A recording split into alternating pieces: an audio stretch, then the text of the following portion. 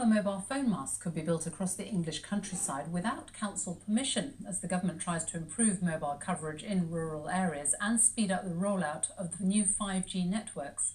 Currently, masts on public land must be no more than 25 metres high, but the government is looking at overhauling planning rules. Here's our Consumer Affairs correspondent Coletta Smith. Finally surfing on high speed, 4G has arrived in the village.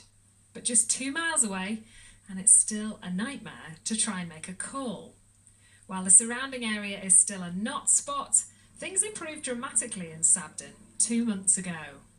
When the phone mast got put up, I was actually working, and suddenly all the locals realised that they had signal. I think someone got a phone call through, and everyone had a little mini celebration because finally we had signal in Sabden.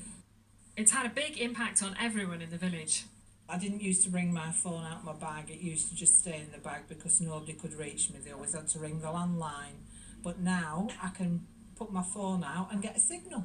My son is with one of the other major networks, and he's gone from 1 bar to 5 bars, so he can walk around the house now and happily be on his mobile, not hanging out to the back door trying to get a signal.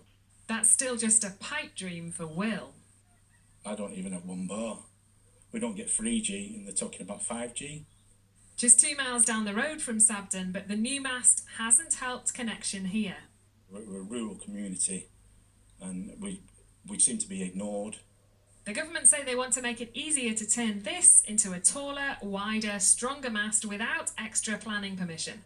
Making masts taller and stronger gives it a better capacity, and that can only help because technology only gets better and better the more you invest in it. But Dan thinks it's not just about improving what we've got. Millions more masts will still be needed.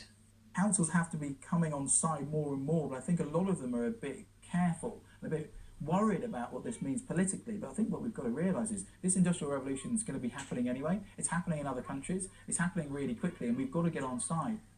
There's a reason the countryside in the UK is so beautiful, and it's because tight planning regulations mean that things have to blend in and match the character of the area. But for people living in rural areas, they have just as much demand and need for the latest technology.